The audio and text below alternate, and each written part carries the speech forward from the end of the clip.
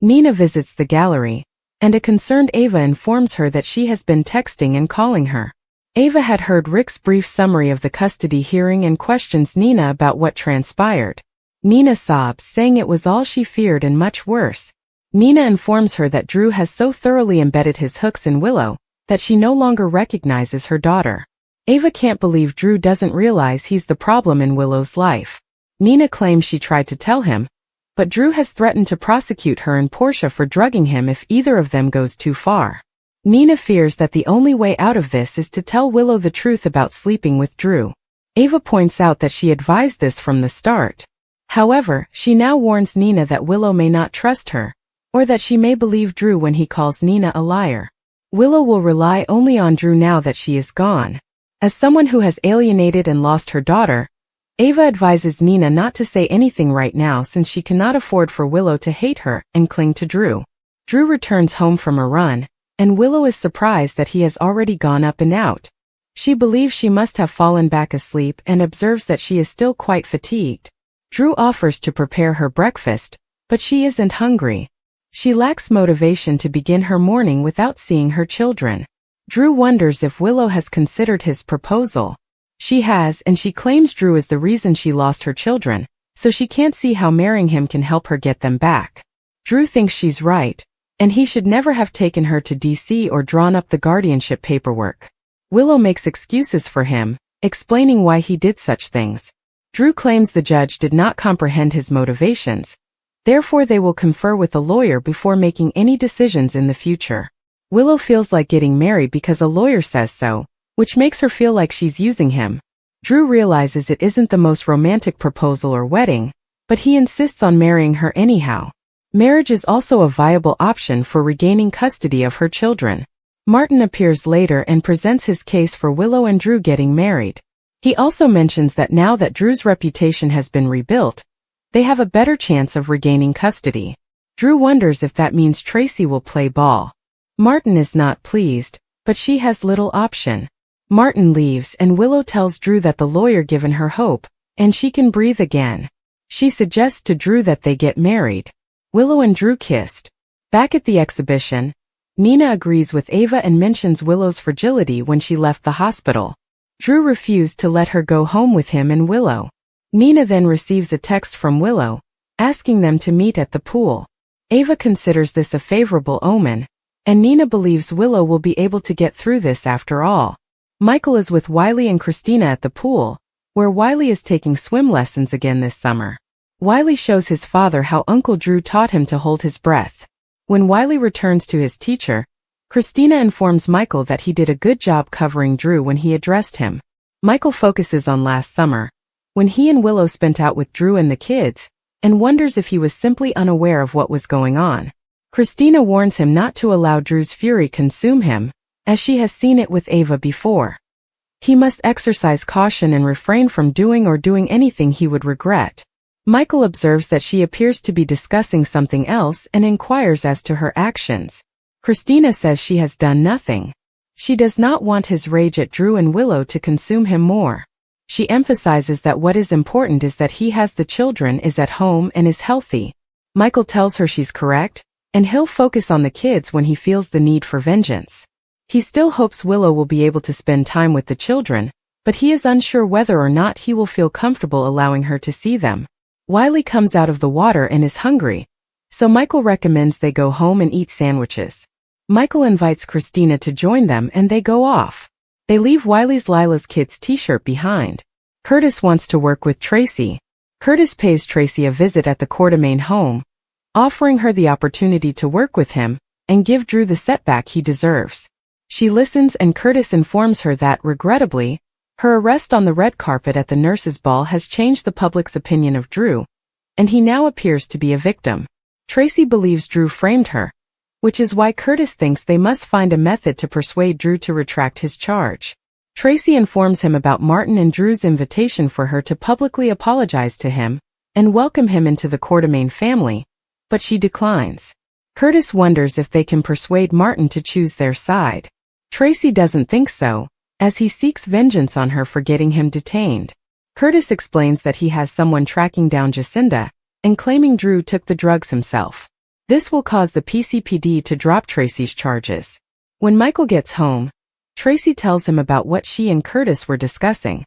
Tracy is concerned that if Curtis can't find Jacinda, no one will believe she gave Drew the ketamine. Michael points out that ketamine is a medication used on horses. Emma and Gio are throwing a softball at the park. Emma encourages him to join her grandmother's PCPD squad, but Gio points out that this means playing with Dante. Suddenly a beagle appears, takes Joe's glove and dashes away. They chase the dog, but she has no collar, and no one is looking for her. Emma knows what to do. Anna informs Sonny that today is his day of reckoning, and there is nothing he can do about it. She informs him that Corinthos Coffee's crew is disbanding this summer. They trade friendly softball insults before discussing Emma and Joe's apparent compatibility. Later, A.D. Turner arrives to speak with Anna.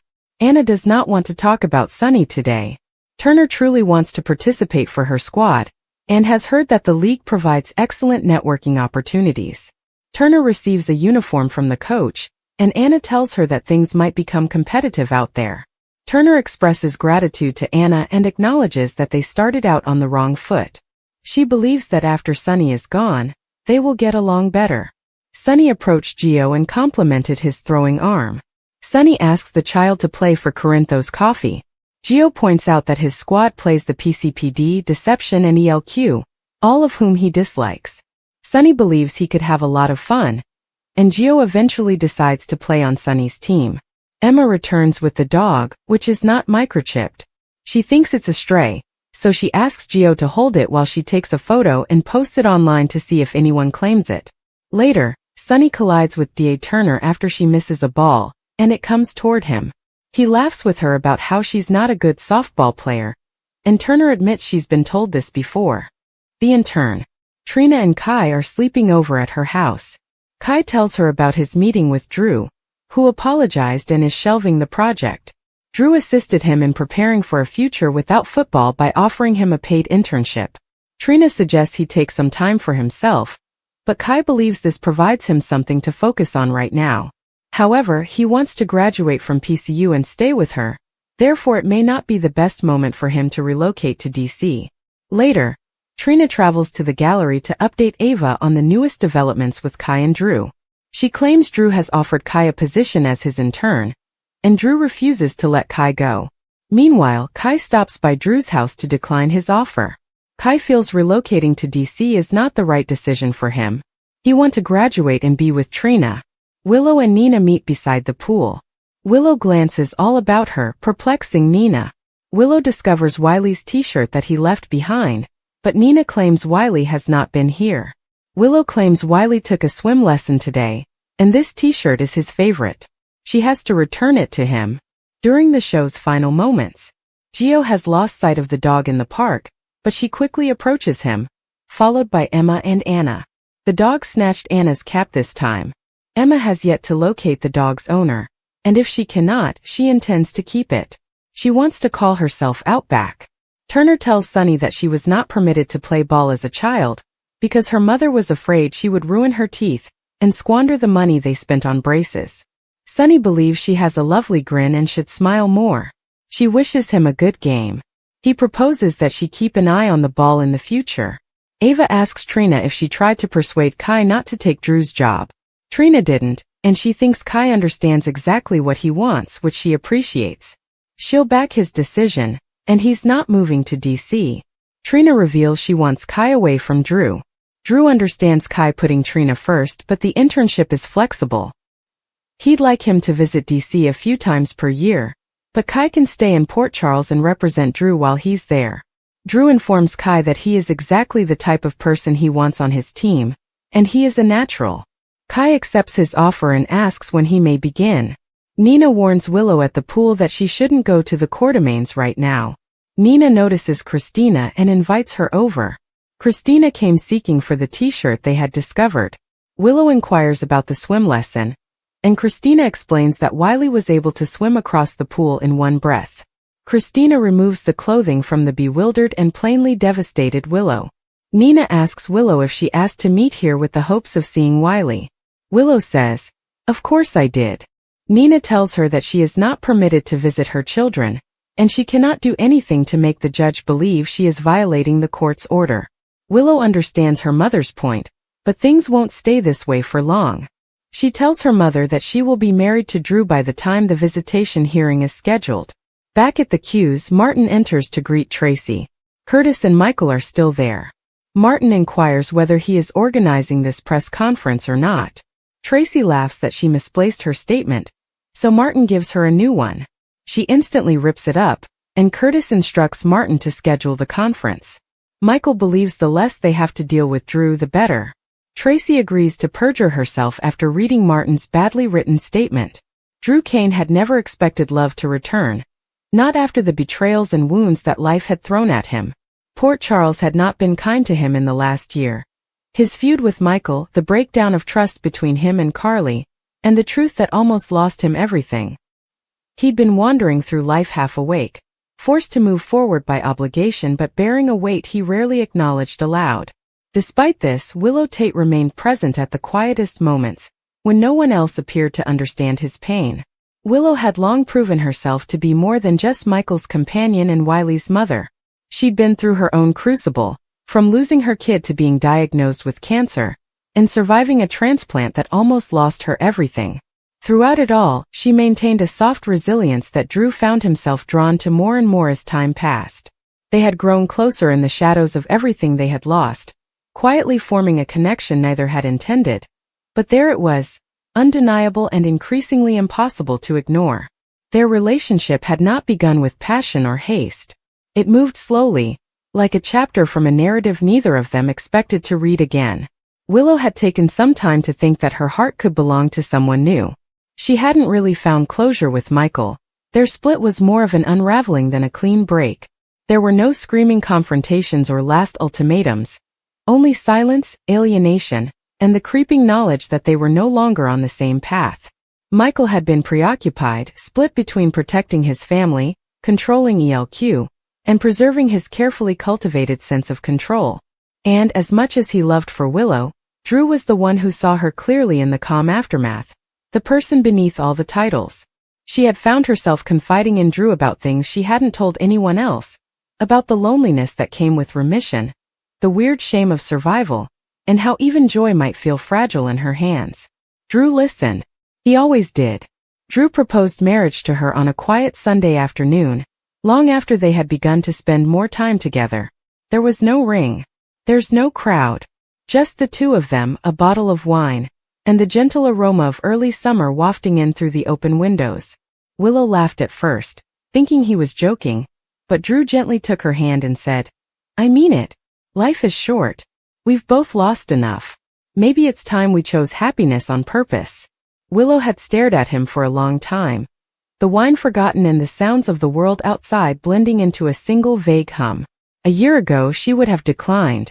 6 months ago she might have hesitated. What about now? She was alive now. She was breathing. And here was a man who saw her as a partner, rather than a project or a patient. So she said yes. Word spread quickly. Port Charles was always prepared for a whisper to become a storm. Michael heard it from Brooklyn, who got it from Chase, who got it from a nurse at General Hospital who happened to catch Willow discussing the engagement in the break room. Michael's reaction was not wrath. It was not even heartbreak. It was a curious numbness, the feeling that he had let something nice slide through his fingers and hadn't done anything to prevent it. Nonetheless, Michael said nothing. He did not reach out. He did not ask her why. He did not protest. Willow felt more pain from his quiet than from his screams. However, not everyone was as accepting. Tracy Quartermain learned this from Ned, who mumbled something casually over breakfast while reading the paper. Tracy's fork clattered against her plate as her spine stiffened. She didn't say anything, but her gaze sharpened with frigid precision. Tracy never liked Drew. She had tolerated him, perhaps respected him as a businessman, but she had long felt he lacked the sharp edge required to survive the inner workings of ELQ, let alone traverse the deeper undercurrents of Port Charles. Tracy saw Willow as a good-natured distraction. Yes, it is sweet. Yes, grounded. However, Tracy believed Drew could not afford to have her as an emotional anchor. He was already overly soft. Tying himself to someone who had been on the verge of death months before appeared to be a foolish, sentimental gamble. That, however, was not what irritated Tracy the most. What surprised her was what happened next. Martin Gray arrived with a new proposition. Not for Drew. For her. Martin has been circling LQ assets like a vulture for months. He stated it was all business with paperwork, restructuring, and strategic relationships. But Tracy knew better. Martin never moved without a deeper play. He arrived at the Quartermain mansion on a lovely afternoon, claiming to be there to check in on a small legal problem. "Tracy," he remarked calmly, his hands neatly folded, "I've got a proposition for you. Potentially mutually beneficial." She did not trust him. She never had. But Tracy wasn't a fool. She knew when a deal was worth listening to, even if the messenger had ulterior reasons. Martin handed a packet across the table, containing paperwork detailing a slight but significant shift in ELQ's offshore assets. The strategy was simple. Transfer control of a number of defunct companies to a joint holding company, which Tracy would purportedly administer while receiving silent backing from an unidentified investor. It would offer her more clout across the board, more say over Drew's decisions, and if things went her way, the potential to reposition herself at the very top. "What is the catch?" Tracy asked. Martin smiled. "The key is time. You accept the deal immediately, before Drew's marriage to Willow is finalized. Otherwise, your window will close." Tracy's eyes became sharper. "So this has nothing to do with corporate restructuring, and everything to do with taking Drew off the chessboard?" Martin shrugged. "Call it whatever you want. I merely provide opportunity. What you do with them is entirely up to you." She did not sign the paperwork that day. She never acted without due diligence. But her thoughts were already turning. Tracy has spent her life navigating power dynamics and betrayals. She didn't mind getting messy. She thrived in it. But there was one variable she hadn't considered. Her own hesitancy. Because, despite her critiques and cynicism, Tracy had grown to like Willow. She admired the girl's courage, calm resolve, and the fact that she had remained by Michael even while everything around them came apart. And if she was honest with herself, she appreciated Willow's attitude toward Drew, as if he was worth saving. Complicated things. Tracy wasn't about to get sappy. This was business. If she wanted to keep the Quartermain name strong, she had to make difficult decisions. And if it meant kicking Drew out of ELQ before he made a mistake that tethered him even more to a lady who had no interest in the family legacy, so be it. But things in Port Charles never remained simple. Drew and Willow's public announcement of their engagement drew waves of support. Carly extended her congratulations, but something tight lingered in her smile. Brooke Lynn hosted an unplanned engagement dinner. Jocelyn was hesitant yet courteous. Monica, the gracious matriarch, hugged Willow and assured her that she would always be welcome in the Quartermain family. Despite the celebration, the storm was brewing. Tracy's decision hung over her like a dark cloud. Martin pressed for a signature. Ned, ever the pragmatic, began to ask questions. The Quartermain mansion became tense, as if everyone could feel a shift coming. Then there's the bombshell. Spinelli, who was still involved with Drew's digital operations, identified an unusual inconsistency in the financial files for one of the offshore accounts involved in the reorganization. He presented it to Drew, who then brought it to Tracy, seeking explanations. Tracy denied everything. But Drew was not convinced. Things came to a climax during a board meeting, when Drew openly confronted Tracy over the timing of the offshore transfer, implying that forces were working to undermine his position. Tracy deflected beautifully, but Michael, who had kept his distance until now, intervened. "If there's a strategy to force Drew out," Michael observed coolly, "you might want to think twice. Because if that happens, I'll walk." The room became silent. It was the first time Michael had supported Drew in months. Tracy noticed the writing on the wall. She could pursue Martin's bargain, but it would cost her the family's cohesiveness. And while she valued power, she knew that shattered empires did not last long. So she did something unexpected. She said no to Martin. She burned the contract in the Quartermain fireplace and ordered him to take his offer and shove it. Martin did not take it well. He cautioned her that refusing him would result in more adversaries and additional hardship. But Tracy only smiled. Martin, I've had enemies for longer than you've worn suits. I'll make it. Willow found out about the offer some weeks later. Drew told her everything, about the boardroom games, the threats, and the near disaster. Willow gazed at him with a peacefulness that took him by surprise. I didn't say yes to you because I thought life would get easier, she told me. I said yes because I'm ready to fight for it this time. They got married in a quiet ceremony in the Courtemain garden, surrounded by people who mattered. Michael approached quietly and respectfully, standing alongside Wiley, who carried the rings. Carly held Willow, tears in her eyes. Tracy hesitantly proposed a toast. To survive. To second opportunities. To whatever comes next. Willow's breakdown has turned General Hospital into something of a mental hospital. Following her affair with Drew, estranged husband Michael filed for custody and won, and she did not take it well. What comes next for Congressman Cutthroat's girlfriend is a major question mark. Amelia has already asked for her mother, and while Michael appears to be open to the notion of reconnecting them, he does not believe he can, given her unpredictable behavior. And it may get much worse before it gets better. Anything is possible in the realm of her mental state, Caitlin McMullen tells Soap Opera Digest. I think at any given moment or on any given day, it's kind of unpredictable. This means that you should expect the unexpected. Willow Corinthos had always been the gentle one, the calm center of the storm, a nurturer in a town that lived on conflict. She had spent the majority of her life seeking serenity, first in her quest to escape the cult that had nurtured her, then as a teacher, and ultimately as a mother and wife. However, her precious and hard-won tranquility was beginning to slip away, and no one knew how close she was to unraveling. It had begun gradually. First came the long pauses, when her eyes strayed far beyond the conversations going on around her. Then came the nightmares, visions of Harmony, Shiloh, the kid she had lost, and the mom she would never be. Even though she had overcome leukemia, emotional scars remained in every part of her soul. And now everything seemed to be shifting again. Familial relationships, people she trusted, the ground beneath her feet. Michael was preoccupied, always working, always anxious, always fighting wars she was unaware of. Michael had become more harsh, defensive, and walled off since learning the truth about Nina's manipulations. He had promised her a life of honesty and safety.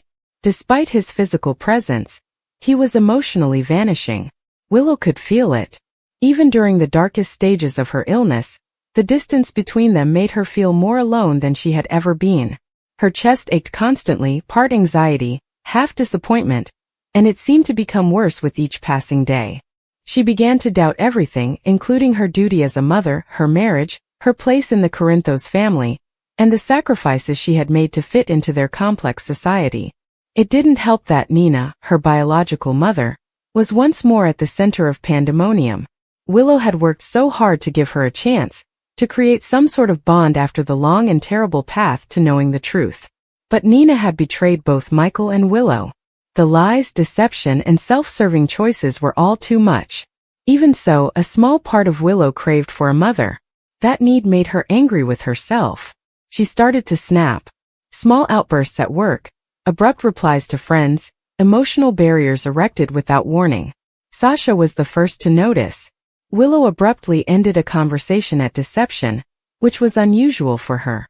Sasha had softly reached out afterwards, asking whether she was all right.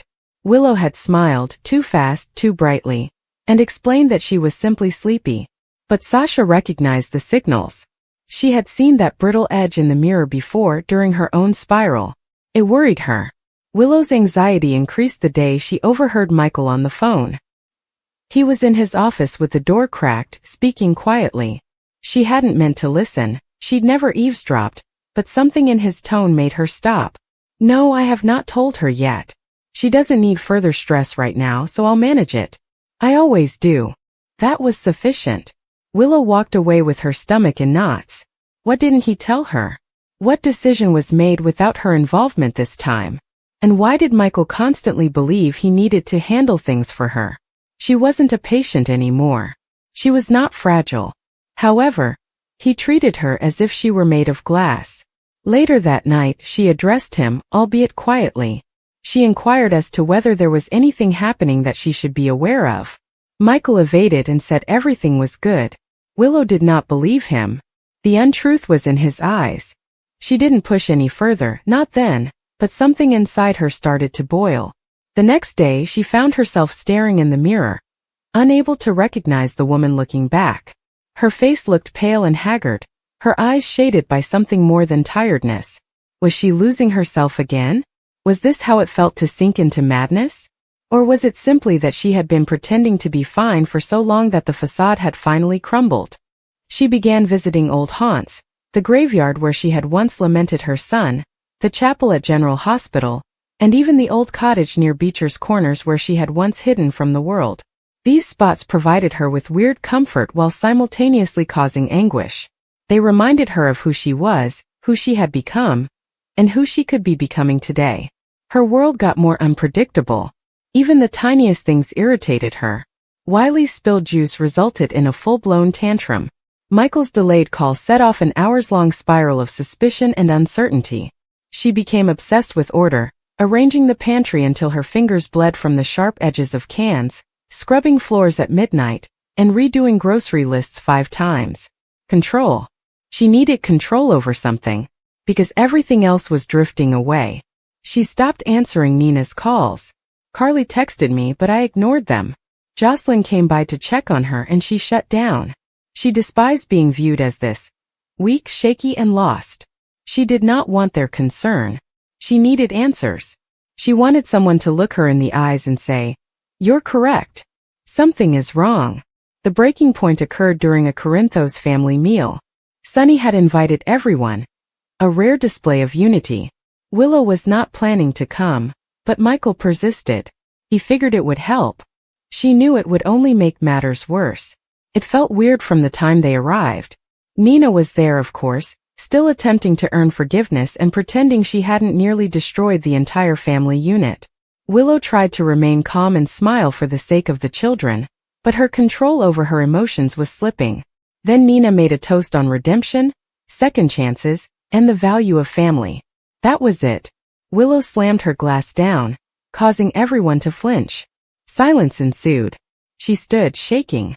"Family," she stated with a strained voice. "You don't get to use that word as if it meant something coming from you. You lied. You manipulated. You destroyed everything, and now you expect us to forget about it?" Michael rose quickly, attempting to intervene, but Willow pulled him away. "No, Michael. No more covering. No more smoothing over. She hurt me. She betrayed me. And I keep pretending I'm fine with it because that's what everyone expects. But I am not okay."